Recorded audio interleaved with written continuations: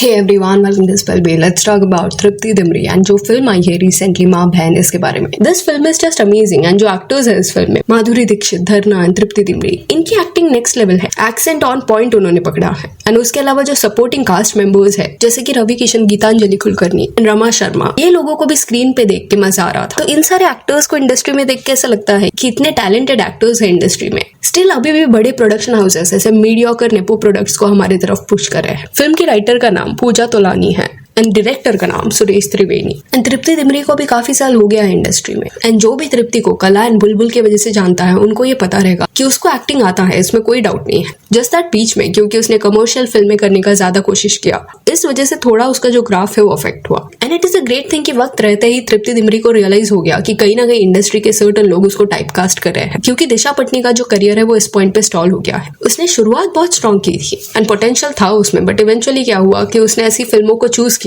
जिसमें जस्ट वो glamour question बन के रह गई. एंड एक दो फिल्मों में तृप्ति के साथ भी ऐसा करने का ट्राई किया गया है. एंड देखा जाए तो एंड में तृप्ति का वो चॉइस था फिल्म करने का, बट फीडबैक उसने ऑडियंस का लिया. एंड इस पॉइंट पे जो उसने फिल्म की है, ये टाइप की फिल्में उसे और ज्यादा अपने पोर्टफोलियो में डालना चाहिए. और इंडस्ट्री का हिपोक्रेसी आप देखना है, इस पॉइंट पे कोई भी इस फिल्म के बारे में बात नहीं कर रहा, ना स्टोरीज डाली जा रही है, ना सपोर्ट दिया जा रहा है. वेराज रैंडम फिल्मों को जो क्रिंज दिखाई दे रहा है उसके लिए बड़े बड़े सेलिब्रिटीज स्टोरीज डाल रहे हैं, जबकि ये फिल्म एक्चुअल में एक अच्छे मैसेज के ऊपर बनी है. अभी तृप्ति दिमरी के बॉलीवुड जर्नी के बारे में बात करें तो ऐसा नहीं है कि उसके पास कोई ऐसा स्ट्रॉन्ग बैकिंग था या क्विकली उसको ब्रेक मिल गया. इंस्टेड उसको काफी सारे ऑडिशंस देने पड़े सो दैट वो एक डिसेंट फिल्म के लिए कास्ट हो जाए. इनिशियली उसका जो भी जर्नी है वो एक्टिंग सीखने से शुरू हुआ. उसने खुद को film and television institute of India में एनरोल किया, वहां पे उसने एक्टिंग सीखा. एंड साइड बाय साइड 2016 वगैरह में वो मॉडलिंग भी करी थी. उसके बाद 2017 में वो 2 फिल्मों में देखने मिली. मॉम ये फिल्म में उसका साइड रोल था एंड पोस्टर बॉयज करके एक फिल्म थी, उसमें भी उसको कास्ट किया गया था. फिर 2018 में लैला मजनू ये फिल्म बाहर आई, बट दो इस पॉइंट पे ये फिल्म को बहुत ज्यादा पसंद किया गया है, इस कहानी को पसंद किया गया है, बट 2018 के साल में वो इतनी नहीं चली थी एंड फ्लॉप उसको डिक्लेयर कर दिया गया था. जिसके बाद तृप्ति को बैक टू बैक ऑडिशंस देने पड़े. सैडली एक ग्राउंड रियलिटी है आउटसाइडर्स के साथ कि इवन तो आप अच्छा काम कर रहे हो, एक्टिंग आपको आती है,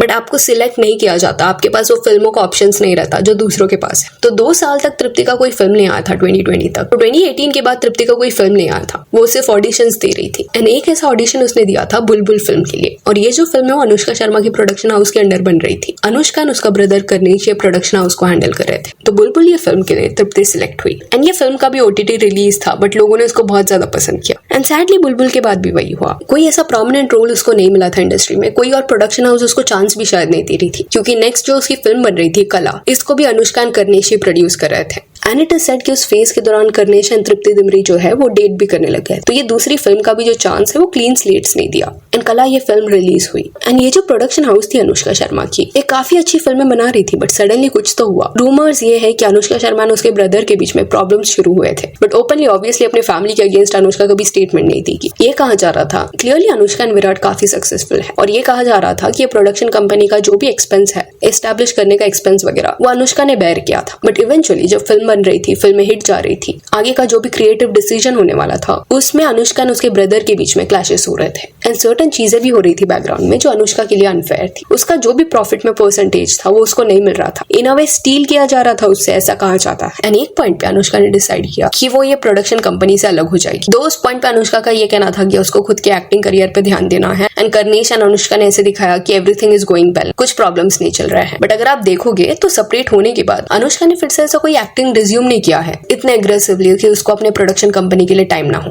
इंस्टेड उसने सेपरेटली अपने हस्बैंड के साथ सर्टेन वेंचर्स को शुरू किया. तो इट सीम्स एज इफ कि कुछ तो हुआ था बैकग्राउंड में, जिस वजह से अनुष्का ने ये डिसीजन लिया कि वो अपने ब्रदर के साथ कंटिन्यू नहीं करेगी. एंड जैसे ये केओस हो रहा था, उसी पॉइंट पे तृप्ति एंड करनीश का भी ब्रेकअप हो गया. पॉसिबिलिटी हाई था कि अगर अनुष्का जुड़ी रहती है प्रोडक्शन हाउस के साथ, तो तृप्ति के साथ थर्ड फिल्म भी इस प्रोडक्शन हाउस की देखने मिलती. तृप्ति ने मल्टीपल इंटरव्यूज में ये बोला है कि अनुष्का शर्मा उसकी प्रोफेशनल मेंटोर जैसी है and she admires her.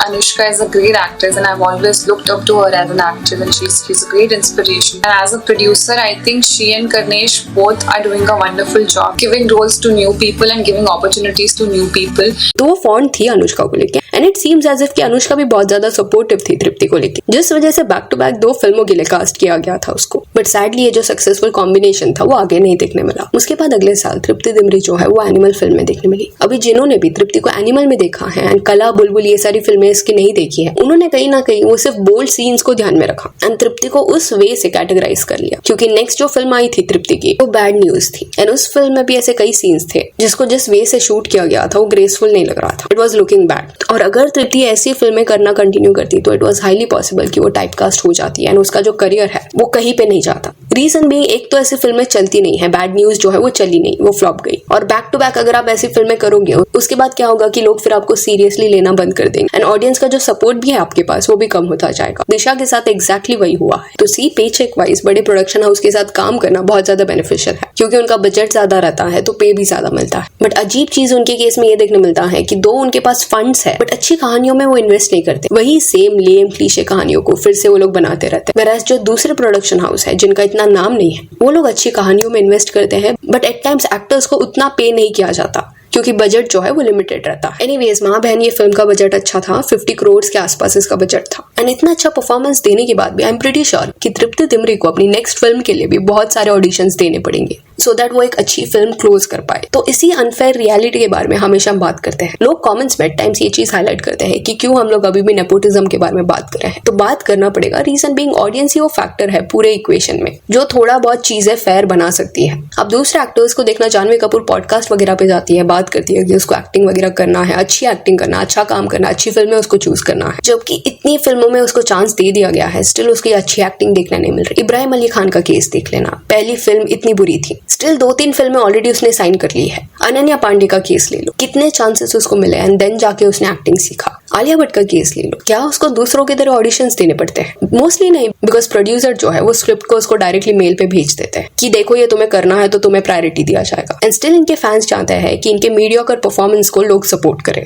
How is that possible? Shanaya Kapoor जो है वो अपनी फर्स्ट फिल्म के बाद एक्टिंग के बारे में बात करी थी कि कैसे उसने एक्टिंग सीखा, कैसे वो सेट पे अपने कैरेक्टर को पोर्ट्रे कर रही थी एंड देन जब रिलीज हुआ फिल्म एक्सट्रीमली बैड परफॉर्मेंस थी, बिल्कुल भी अच्छी एक्टिंग वहां पे नहीं थी। बट क्या उनको 2 साल 3 साल रुकना पड़ा अपनी नेक्स्ट फिल्म के? नहीं, उल्टा ऐसा हो रहा है कि अगली फिल्म की कहानी का जो स्क्रिप्ट है उनके हाथ में रहता है, तो इनके जो फैंस है वो एक्चुअल में डिनाइल में रहते हैं। अच्छी सीमलेस एक्टिंग क्या होता है, एक्सेंट पकड़ना क्या होता है, वो सब आपको माँ बहन में दिख जाएगा। स्पेसिफिकली आई वुड से कि गीतांजलि कुलकर्णी का जो एक्टिंग है वो बहुत ज्यादा इंप्रेसिव था, देख के ही मजा आ रहा था। जिस वे से वो बात करी थी, जो एक्सप्रेशंस थे, वो टैलेंट होता है। ऐसे लेवल का प्रोडक्ट आप बनाओगे नहीं, देन आप कंप्लेन भी मत करो कि थिएटर में ऑडियंस जाती नहीं फिल्में देखने के लिए। क्यों जाएगी, आप क्या दे रहे हो? एंड 2027 में तृप्ति दिमरी की फिल्म स्पिरिट भी रिलीज होने वाली है। वो जो पूरा केओस हुआ था दीपिका पादुकोण संदीप मांगा, उसमें तृप्ति भी ड्रैग हो गई थी क्योंकि तृप्ति ने रिप्लेस किया है दीपिका को। अभी होपिंग दिस कि वो जो फिल्म है वो पेद्दी जैसी ना निकले, जहाँ पे जैसे जानवी का कोई रोल नहीं था। इवन दो फिल्म का कलेक्शन इस पॉइंट पे अच्छा है, स्टिल जानवी जो है ये फिल्म के साथ एसोसिएट नहीं होना चाहती इस पॉइंट पे, क्योंकि एम्बैरेसिंग है ये सब। वैसा रोल तृप्ति का वहाँ पे ना। So yeah, that's it for this video. Do let me know कि तृप्ति दिमरी का जो जर्नी रहा इसके बारे में आपका क्या कहना है। If you only follow us on Instagram, जिसका लिंक आपको डिस्क्रिप्शन में मिल जाएगा। और ये वीडियो अच्छी लगी तो लाइक एंड शेयर करें और इस और अपडेट्स के लिए चैनल को प्लीज सब्सक्राइब करें। Thank you.